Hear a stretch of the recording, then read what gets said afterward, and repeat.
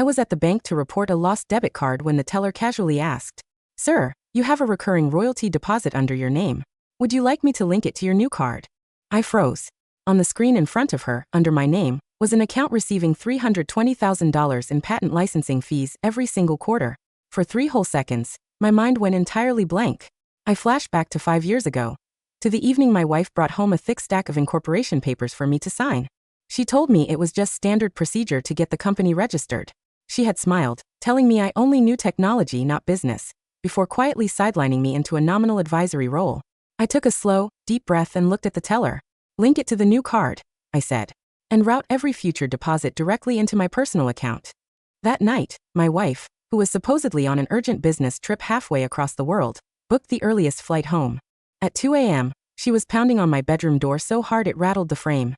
At 2 p.m. that afternoon, I was standing in front of the teller's window, trying to replace a lost debit card. I'd misplaced it the week before and simply hadn't found the time to deal with it until now. The teller took my ID, typed my details into her system, and suddenly paused. "Sir, you have a recurring royalty deposit under your name. Would you like me to link it to your new card?" I blinked, confused. "What royalty deposit?" She turned the monitor slightly so I could see. I stared at the glowing pixels for a long, quiet moment, and then the reality of it hit me like a physical blow. There it was in black and white. A recurring quarterly deposit of $320,000. The receiving account was a secondary card under my name, one I had never seen, held, or authorized. The ledger went back 5 years. 5 years. 20 quarters. $6.4 million. My fingers began to tremble against the cold marble counter. I remembered 5 years ago when I was spending 18-hour days in the lab, surviving on cold coffee and adrenaline. My wife, Lauren, had brought a stack of legal documents to my desk. She said they were the standard filings to register the startup, and that she needed her technical partner to sign off. I had been too exhausted to read the fine print. I just took the pen and signed where she pointed. She had laughed, leaning over to kiss my forehead. "Sweetheart, you just focus on the tech. Let me handle the commercial side. You're brilliant in the lab, but you don't know the first thing about running a business." From that day on, I was pushed into a corner as a special consultant. She never spoke to me about the company's financials. Whenever I asked how things were going, she would give me a dismissive pat on the shoulder and say, "Don't worry about it. We're barely scraping by anyway." And yet, here was this card, quietly absorbing $320,000 every 3 months. So this was what she meant by barely scraping by. I took a slow, deliberate breath. The trembling in my hands stopped. My mind had never felt so painfully clear. "Link it to my new card," I said. My voice was so quiet and steady it surprised me. "And make sure every deposit from now on goes straight into my personal checking account." The teller gave me a curious look, but didn't pry. She began tapping away at her keyboard. 5 minutes later, it was done. At 7 p.m., I walked into an empty house. Lauren was still abroad. Her schedule had grown increasingly hectic over the last 2 years. She was traveling internationally at least once a month, always citing investor relations or global client pitches. I had believed her. I had trusted her implicitly. But standing in our quiet hallway, I had to ask myself, what had she really been doing? I walked into her home office and opened her laptop. It took me 3 attempts to guess her password. It was her birthday. Once inside her email client, I began scrolling through her correspondence. With every thread I opened, a cold dread settled deeper into my chest. Over the past 5 years, Vesper Technologies had signed 7 major patent licensing agreements. Every single one of them was built entirely on my proprietary hardware designs. But on the signature line of every contract, the only name written was Lauren Evans. My patents. My blood, sweat, and sleepless nights. She had sold them to the highest bidders, while doling out a meager $1,200 monthly allowance to me, claiming the company was bleeding cash and we needed to tighten our belts. $1,200. I kept scrolling. Eventually, I found an email thread with a contact saved only as Kevin. The messages went back 2 years. The tone had started as strictly professional, negotiations over licensing fees, but gradually devolved into something intimate. "Thinking of you. Counting down the days until you're back." There were attachments, too. Photos. Lauren leaning into the chest of a tall man in a tailored charcoal suit, her laugh radiant against the backdrop of the Eiffel Tower. It was dated during her trip to Paris last autumn. The one she had claimed was in grueling industry summit. I stared at the screen until my knuckles turned white against the edge of the desk. 5 years. She had built a life on my back, and then she had built a lie on top of it. I closed the laptop, leaned back in her leather chair, and watched the night swallow the room. At 2 a.m., the peace was shattered. The doorbell rang in a frantic, unbroken rhythm, followed by heavy, desperate pounding on the front door. I got up from the sofa, walked down the hallway without rushing, and opened the door. Lauren stood under the porch light. Her hair was a wild, wind-blown mess, her mascara smudged, her eyes bloodshot. She was panting, clutching the handle of her carry-on suitcase. She had clearly come straight from the airport. "Larry, are you out of your mind?" She pushed past me into the foyer, dropping her suitcase and grabbing me by the collar. "Why did you touch that account? Do you have any idea what you've done?" I looked down at her hands gripping my shirt, and a faint, cold smile touched my lips. "Lauren, I was actually about to ask you the same thing. What exactly is that money?"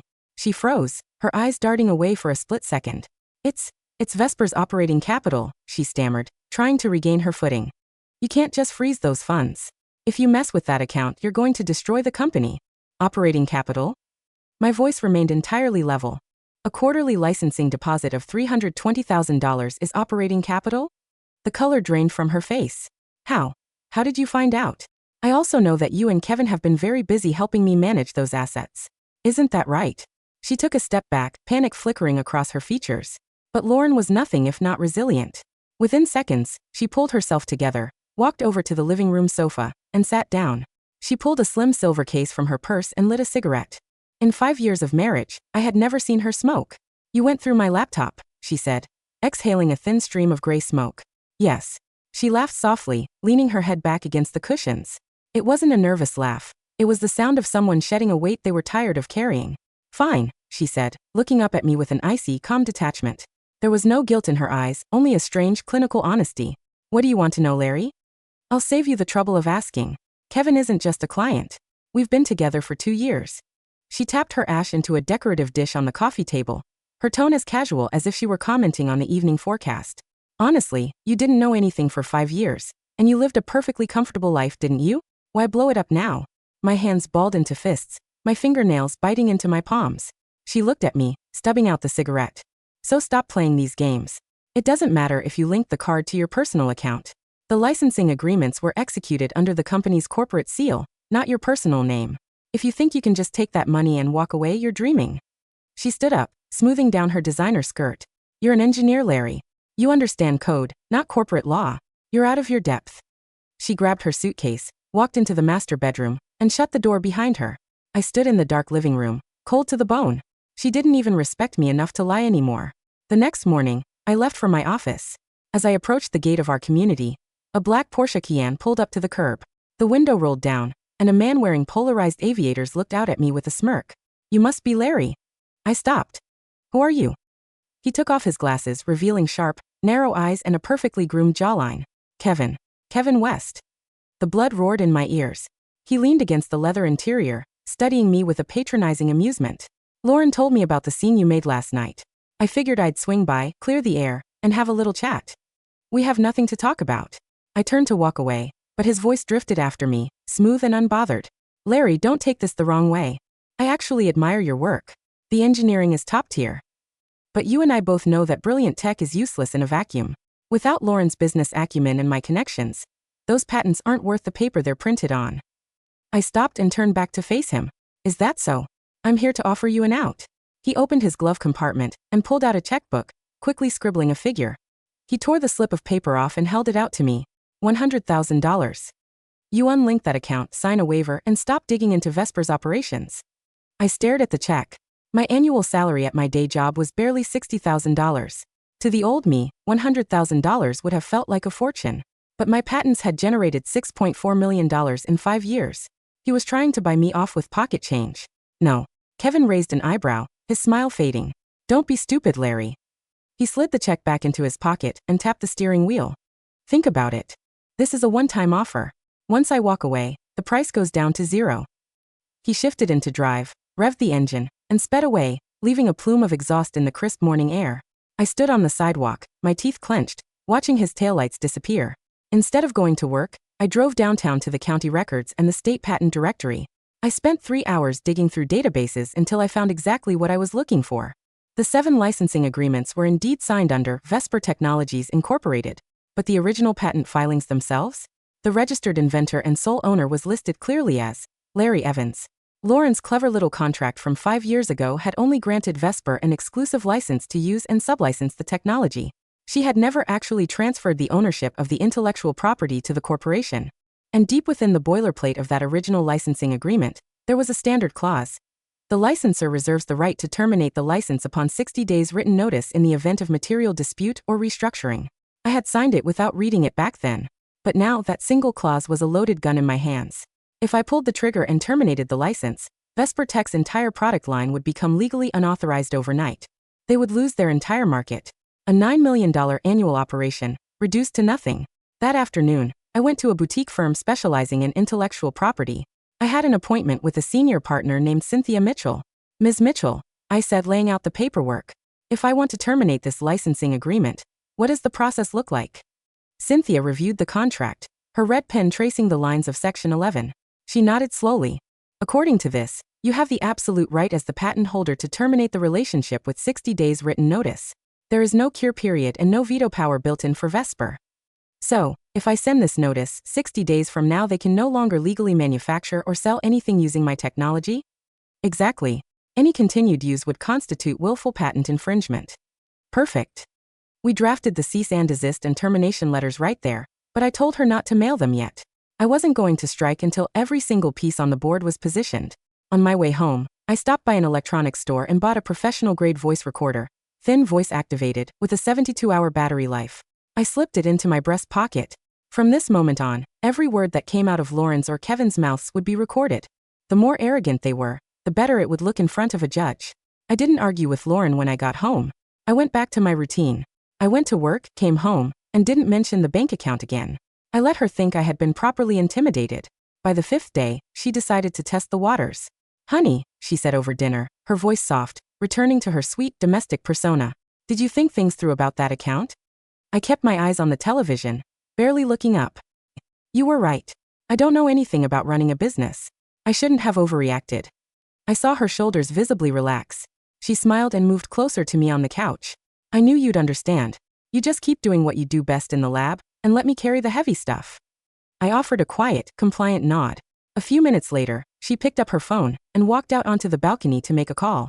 I slid closer to the glass door, straining to hear over the hum of the traffic below. "Yeah, don't worry, he's quieted down. Right, he's just an academic." A few sharp words and he went right back into his shell. Her laugh was light, carried away by the evening breeze. "When do you get back from your trip? I miss you." My fingers tightened around the TV remote until my joints ached. But my face remained completely blank. In my pocket, the recorder silently spun. On the 8th day, my mother-in-law, Helen, paid us a visit. She didn't even bother to take off her coat before she sat down at the dining table, her expression heavy with irritation. "Larry, Lauren told me about the little stunt you pulled last week." She crossed her arms, looking down her nose at me. "I don't understand what you're complaining about. She feeds you, she keeps a roof over your head, and she handles all the stress of the business. You're a lab rat. Why on earth are you trying to claw your way into things you don't understand?" I paused, my fork hovering over my plate. "Helen, I was just asking about the company's revenue. I didn't mean anything by it." "Asking?" Helen let out a sharp, mocking laugh. "You signed those papers years ago. You get your share. Don't start getting greedy now." Lauren sat beside her, playing the peacemaker with a gentle smile. "Mom, let it go. He knows now." Helen gave me one last warning look. "Good." She reached into her designer bag, pulled out a shiny new debit card, and slapped it onto the table. "This is your new allowance card." Lauren bumped it up to $1,500 a month. "That's an extra $300. More than fair, wouldn't you say?" $1,500. My work brought Vesper millions of dollars a year, and they wanted me to thank them for a $300 raise. I picked up the card and forced a smile. "Thanks, Helen." Helen nodded, satisfied. There we go. A man should be content with a stable home and food on his plate. Why make waves? After dinner, Lauren walked her mother down to her car. I sat alone at the empty table, flipping the plastic card over and over in my hand. On the 10th day, I received an encrypted PDF from Cynthia. "Larry, I ran a comprehensive search on Vesper Tech's corporate filings from the last 3 years. We found something highly irregular." "What is it?" I typed back. 3 months ago, Vesper registered a new shareholder, Kevin West. He was issued a 25% equity stake. His contribution was registered as an intellectual property/technical asset contribution. I stared at the screen, a cold laugh escaping my throat. Technical contribution? Kevin didn't know the first thing about hardware engineering. He had used my proprietary designs to buy his way into my wife's company. "There's more," Cynthia's message continued. I reviewed the shareholder operating agreement. "There's an automatic forfeiture clause. In the event that the core patent licensing agreements are terminated, Kevin West's equity stake immediately forfeits and reverts to the company treasury. Meaning, if you terminate the license, Vesper's product line stops, and Kevin's 25% stake becomes instantly worthless. I put my phone down and leaned back, letting out a long breath. They had locked me out of my own creation, stolen my life's work, and then used my own patents to gift my wife's lover a quarter of the company. It was a beautifully orchestrated betrayal. By the 15th day, everything seemed normal on the surface. Lauren came home on time, cooked dinner, cleaned up, and occasionally played the doting wife. The better she performed, the more nauseous I felt. But I held my tongue. I needed the final piece to fall into place. That afternoon, Cynthia called. "Larry, the package is complete. Come to the office. It's time for the final review." I took a half day off from work and drove to the firm. Cynthia had spread out 4 thick manila folders across her desk. "Let's go over the battle plan," she said, pointing to the first folder. "First, the formal patent termination notice. Once served, the 60-day clock begins. Vesper will have to cease all manufacturing of products utilizing your patents, or face massive statutory damages." She tapped the second folder. "Second, the IP infringement and fraud complaint to the regulatory authorities. Kevin West claimed a 25% stake based on technical contribution. But the tech he submitted is identical to your registered patents. That's corporate fraud and illegal share issuance." She moved to the third. "Third, a minority shareholder oppression lawsuit. As a 15% shareholder of Vesper, you have been systematically denied financial disclosures, skipped over for distributions, and excluded from corporate governance. This is a direct violation of corporate law." Finally, she opened the fourth folder. "Fourth, the divorce petition. Complete with ironclad evidence of adultery, dissipation of marital assets, and forensic accounting showing Lauren transferred over $1.8 million from Vesper's accounts directly into Kevin's personal accounts over the last 2 years." I looked at the mountain of paper, feeling the weight of the last 5 years finally shifting. "And then there's this," I said, placing the small voice recorder on the table. 70 hours of audio from the last 15 days. Lauren admitting her affair, admitting she hid the patent revenues from me, and Kevin's attempts to bribe and threaten me. Cynthia played a few key clips, her eyebrows rising higher with every passing second. "Larry, this is gold. A judge will have zero sympathy for either of them." She closed the folders and looked at me, her expression serious. "Are you absolutely sure you want to pull all 4 triggers at once? No half measures?" I smiled. "Cynthia, they stole millions from me, treated me like a simpleton, and slept in my bed while telling me I should be grateful for a $1,000 allowance. They still think I'm just a quiet nerd who doesn't have the stomach for a fight." I stood up, adjusting my jacket. Let's show them what happens when the nerd fights back. The grand ballroom of the Ritz-Carlton was a sea of black silk, diamonds, and the quiet, low hum of corporate pride. Vesper Technologies was celebrating its 5th anniversary, and more importantly, the pending close of a $10 million Series B venture capital round.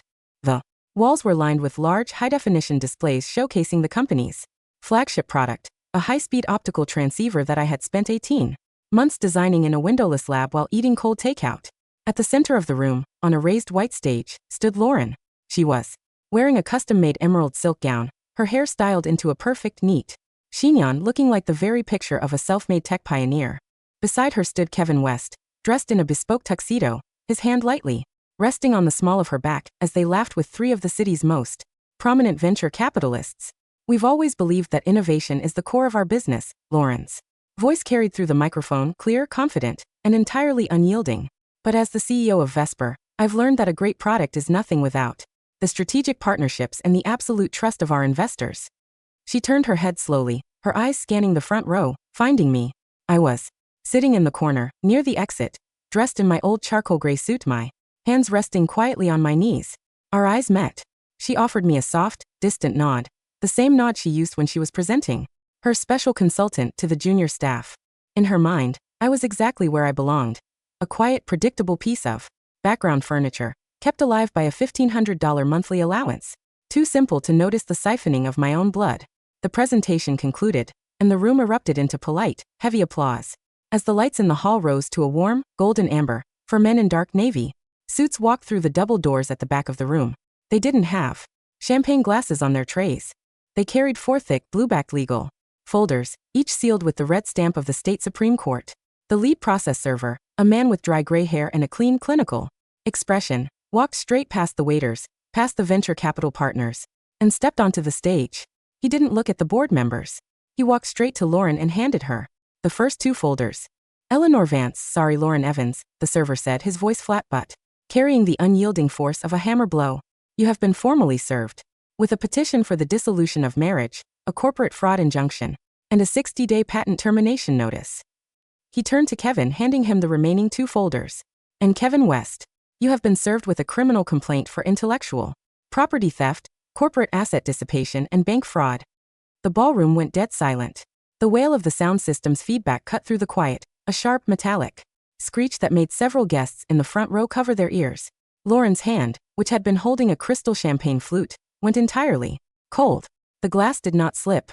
Her fingers simply stiffened around the stem until it shattered under her grip, the dry, pale gold liquid splashing across her emerald silk gown, dripping slowly onto the white stage floor. Mr. West, the process server said, his fingers already reaching into his pocket to pull out a second manila envelope. Under the terms of the court order, the corporate accounts for Vesper Technologies have been temporarily frozen pending a full forensic audit. Any further transactions from the primary operating accounts will constitute a material violation of the injunction. This is a mistake, Kevin screamed, his voice losing all its smooth, upper-class resonance, his face turning an ugly, splotchy purple under the stage lights. He lunged toward the server, but one of the hotel's security guards men I had privately hired using the first quarter royalty funds I had reclaimed, stepped between them. Mr. West, the guard said, his hand resting on his taser holster. Please step back. Lauren stood frozen, her eyes wide, wild with a sudden, suffocating panic. He looked at the white paper on the stage floor, then at the venture capital partners, who were already sliding their chairs back, their faces turning an analytical, cold gray. The loan, the lead partner, a man named Mr. Sterling, said, closing his portfolio with a soft final click. Lauren, we cannot finalize the Series B under these conditions. The patent ownership is the sole collateral for our investment. If the license is under active dispute. Mr. Sterling, please, Lauren cried, her voice cracking as she took a desperate half-step toward him. It's a personal matter. My husband, he's just throwing a tantrum because of some domestic disagreements. The patents are owned by Vesper. The contract was signed under a fraudulent misrepresentation of Vesper's IP ownership, Mr. Sterling. Cynthia Mitchell's voice came from the back of the room. She walked down the carpeted aisle, her tailored black suit looking immaculate, her face carrying that dry, unyielding authority that had made her a legend in the city's corporate legal sector. Behind her walked 2 forensic accountants, carrying 3 metal lockboxes. Our legal team has already filed the formal discovery request, Cynthia said, her voice clear and carrying to every corner of the silent room. The bank records show that over $1.8 million of corporate investment funds were transferred from Vesper's accounts directly to Mr. West's personal offshore trust over the last 24 months. That isn't a domestic disagreement, Mr. Sterling. That is grand larceny. The partners didn't say another word. They stood up, grabbed their folders, and walked out of the ballroom through the service exit, leaving the CEO of Vesper and her intellectual contributor to face the empty, dark hall alone. The townhouse on the east side was quiet when I returned on Friday morning. The central heater was humming softly, but the air inside still smelled faintly of the stale cabbage and cheap vanilla candles Lauren had lit during her last visit. I stood in the entryway, my hands tucked into my pockets, looking at the bare mahogany table. Larry. The voice came from the master bedroom. Lauren was sitting on the edge of the unmade bed, her emerald gown replaced by a cheap, off-the-rack gray sweatshirt, her hair unwashed and wild, her face pale as paper. She had been released on bail 3 hours ago, her bail paid entirely by her mother's personal savings because her own bank accounts had been frozen by the court. The lawyers called, she whispered, her voice dropping into a dry, rattling whisper.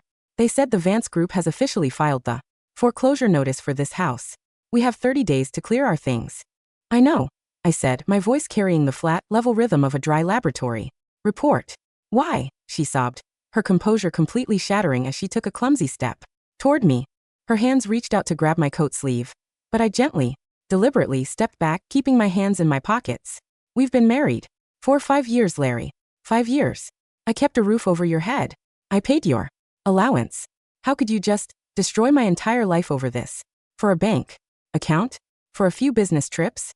I didn't destroy you, Lauren, I said, my voice quiet as the winter wind through the concrete yard. You built a house of sand, and you were surprised when the tide came in. You thought because I was quiet, because I was devoted, I would always be waiting in the corner of your bedroom, ready to pick up your dry cleaning and ask for your permission to buy a book. I turned on my heel, walked out of the room, and let the heavy door slam shut behind me, leaving her alone in the grand, empty hall. The legal proceedings were held in the High Court conference room on the 62nd floor of the Chrysler Building. The room was vast, decorated in minimalist white oak and leather, the large windows looking out over the misty, gray skyline of Manhattan. At the center of the table sat the state's lead regulatory arbitrator, an older man named Judge Miller, with sharp gray eyes and a tailored coat. The evidence is indisputable, Mr. West, Judge Miller said, his voice carrying the dry, level authority of his name. The corporate filings for Vesper Technologies show that your 25% equity stake was issued under the guise of an intellectual property contribution. But the patent registry shows that the technology you submitted was identical to Larry Evans's registered patents. He looked at Kevin, who was sitting across from him in a cheap, rented suit, his hair messy, his face pale. You faked your credentials, Mr. West, the judge continued. And the financial statements. The forensic audit has verified that over $1.8 million of corporate investment funds were transferred from Vesper's accounts directly to your personal offshore trust over the last 24 months. It was a business expense. Kevin screamed, his hands shaking in his cuffs. Lauren was the one who authorized the transfers. She's the CEO. I was only trying to protect the company's financial future. She's not a CEO anymore, Mr. West, Cynthia Mitchell said, opening her binder. She turned on her phone and played a voice recording through the room's speakers. The audio was clean, the digital noise reduction system of the office having filtered out the low rumble of the highway traffic. The first voice was Lauren's, low, gravelly, and carrying that flat, executive precision she used when she was talking to her business partners. Yeah, don't worry, he's quieted down. Right, he's just an academic. A few sharp words and he went right back into his shell. And then another voice. It was Kevin's. It was clear, carrying that high, slightly breathless purr he used when he was trying to play the victim. He is just an engineer, Lauren. He understands code, not corporate law. We'll just give him $1,000 allowance and let him keep his head down in the lab. Once the Series B closes, we'll transfer the rest of the patents to my name and leave him with nothing. The room went dead silent. Lauren's hand, which had been resting on her folder, went entirely cold. She stared at the screen, her lips trembling with a sudden, suffocating panic. The motion to suspend is approved, Judge Miller said, his voice flat. The Gray Group has taken over the company's shipping accounts. The Vesper Group is under our sole control. You have 10 minutes to clear your desks, Richard. Larry, please, Lauren sobbed, her head bowing as she looked up at me. I'm sorry. I was blind. I was so stupid. The contract in Seattle. I only did it to pay for your research, to buy you the big doll. I don't like dolls, Lauren, I said, my voice quiet as the winter wind through the concrete yard. I only wore them because you said a GM's husband should look respectable. I prefer the simple white face of my kitchen clock. I turned on my heel and walked out of the room, leaving the CEO of Vesper and her intellectual contributor to collapse in their empty, dark ruins behind me. The final divorce decree was signed on a Tuesday. It was a gray, overcast day, the mist from the ocean rolling over the city, turning the skyscrapers into long, blurry smears of concrete. We sat in the conference room of Vance and Partners. Lauren was sitting across from me, her face shrunken, her eyes hollowed out by 6 weeks of legal warfare and public scandal. She had lost the house, her shares in the Vesper Group, and her reputation. The Gray Group had bought out her outstanding debt at a 90% discount, leaving her legally and financially bankrupt. She didn't look like the proud, beautiful star girl of our college years. Looked like an empty shell, her silk dress hanging loose and wrinkled on her frame. Larry, she said, her voice a dry, rattling whisper as she picked up the pen to sign the final page of the merger agreement. We were together for 5 years. 5 years. How could you just destroy my entire family over this? Over a bank account? Over a few business trips? I didn't destroy you, Lauren, I said, keeping my hands folded in my lap, my voice as calm as the sea. You built a house of sand, and you were surprised when the tide came in. You thought because I was quiet, because I was devoted, I would always be waiting in the other room, ready to buy your tea and ask for your permission to buy a dress. I stood up, not waiting for her to finish her tears. The pen is yours, Lauren, I said, walking toward the door. Keep it. It's the only thing in this room you can actually afford. The door opened wide, the cold wind from the stairs blowing through the office. My assistant was standing there, holding my leather coat and my private keys. Beside her stood Marcus, carrying his folder, and my new design partner, a tall, quiet woman with dark eyes who had worked beside me for 3 years to build the agency. Are you ready, Larry? She asked, her voice carrying a quiet, genuine warmth. Yes, I smiled, stepping out into the bright, clean light of the lobby. Let's go. The coastal town of Mendocino was quiet in the winter. The air smelled of salt, pine needles, and the cold mist that rolled off the Pacific every morning. The only sound was the distant, rhythmic crash of the waves against the black cliffs of the harbor. I sat on the wooden deck of my small, gray-shingled cottage, a cup of hot chamomile tea in my hand. I was wearing a simple, dark green sweater, my abdominal scars completely healed, leaving only 3 tiny, pale lines on my skin that were invisible under my clothes. Beside me on the table lay my drawing tablet, its screen displaying a clean, elegant landscape design for our new municipal park project. Larry. I looked up. My colleague, a tall, quiet man with dark hair and a green backpack, named Marcus, was standing by the glass door, holding a fresh batch of warm cinnamon rolls. The wind is picking up, Larry, Marcus smiled, sitting down beside me and pulling a wool blanket over our knees. Are you cold? I looked down at the design on my screen, then at the golden sunset over the ocean, and finally at his warm, genuine smile. No, I said, leaning my head against his shoulder. I'm very warm.